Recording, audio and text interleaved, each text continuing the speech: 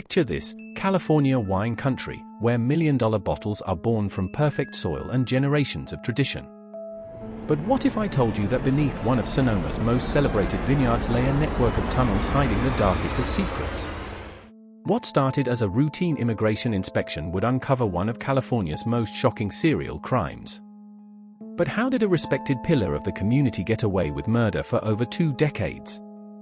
And what finally brought his house of cards crashing down? Stay with me, because the truth is more twisted than any fiction. Meet Vincent Moreau, or at least, the man everyone thought they knew. For over 30 years, this French immigrant built an empire in California wine country. Rosewood Vineyards wasn't just a business, it was a testament to the American dream. But here's what I want you to think about as we dive deeper: how well do we really know the people we admire? And what happens when a perfect reputation becomes the perfect cover for unspeakable crimes? September 15, 2024. What should have been Agent Maria Santos' routine inspection was about to crack open a case that would shock the nation. 23 workers on paper, but only 17 in the field. Where were the missing 6? And why did every worker avoid eye contact when she asked about their missing colleagues? Sometimes the most important discoveries happen when we ask the simplest question: where is everyone else? Here's where things get interesting. Every worker Santos interviewed told a different story about when they arrived, where they came from, even their own names. The fear in their eyes was unmistakable when she mentioned the missing colleagues. Local law enforcement? They brushed it off. Workers come and go during harvest season, they said. But Santos had been doing this job for 15 years. She knew the difference between normal turnover and something far more sinister. The question that should haunt us all: how many times had officials looked the other way before? Detective Ray Martinez had been haunted by these disappearances for years. 15 missing workers. 15 families who never heard from their loved ones again. All had one thing in common: they'd last been seen working at vineyards connected to Vincent Moreau. But here's the chilling part: not a single case had been properly investigated. These weren't just statistics, these were fathers, sons, brothers who vanished into thin air. What happens when society decides some lives matter less than others? And how many more victims were waiting to be discovered? What you're about to hear changed everything. One survivor, we'll call him Carlos to protect his identity, finally found the courage to speak. His story reveals a horror that had been hiding in plain sight for decades. Workers promised the American dream instead found themselves trapped in an American nightmare. But here's what kept me awake at night after researching this case: how many times did someone try to escape? And what happened to those who tried to run? The scope of Moreau's operation was staggering. For vineyards, dozens of shell companies, and an estimated 47 victims over 20 years. The wine industry's dependence on migrant labor created the perfect storm for exploitation.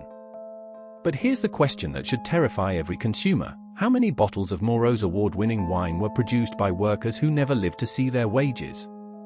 And how did an entire community fail to notice the suffering happening right under their noses?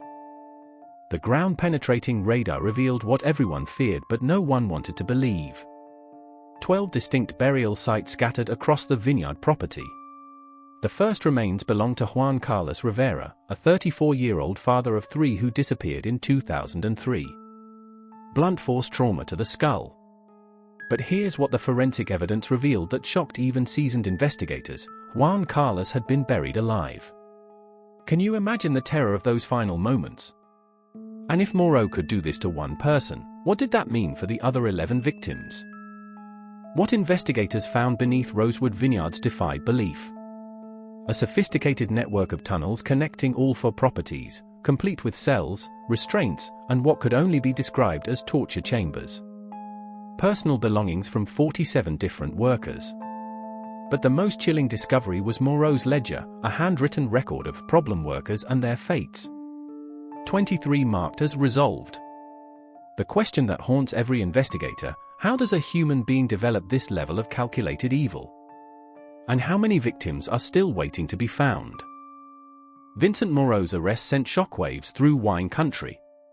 This pillar of the community, this supposed American success story, was now facing 12 counts of murder and dozens of human trafficking charges. But even as the evidence mounted, Moreau maintained his innocence. These workers left voluntarily, he claimed. "I never harmed anyone." The question that divided the community: how could someone they trusted, someone they celebrated, be capable of such monstrous acts? What does it say about us when evil hides behind a friendly face? Guilty on all counts. Life sentence without the possibility of parole. But the verdict couldn't bring back 47 lives or heal the trauma of the survivors. The final count was staggering: 47 victims across 20 years of systematic murder and exploitation. 3 accomplices, including a local sheriff's deputy, were also convicted. The surviving victims were granted special immigration status, but at what cost? How do you rebuild a life after experiencing such horror? And how does a community move forward after learning they were unknowingly supporting a serial killer? The Rosewood Vineyard case exposed how privilege, reputation, and community standing can become the perfect cover for unspeakable crimes. A memorial now stands where the vineyard once flourished, bearing the names of 47 souls who deserved so much more than the fate they received. But this story isn't just about one monster, it's about the systems that enabled him and the community that failed to see. As consumers, as neighbors, as human beings, we must ask ourselves, what signs are we missing? What suffering are we ignoring? Because somewhere, right now, someone is counting on us to care enough to look a little deeper, to ask the hard questions, to be the voice for those who have been silenced. The victims of Rosewood Vineyards can't speak for themselves anymore. But their story can still save lives, if we're brave enough to listen. If this case gripped you like it did us, don't forget to like, subscribe, and turn on the notification bell. There's always another chapter in the dark world of crime, and we're just getting started. Stay curious, stay safe, and we'll see you in the next episode of True Crime Chapters.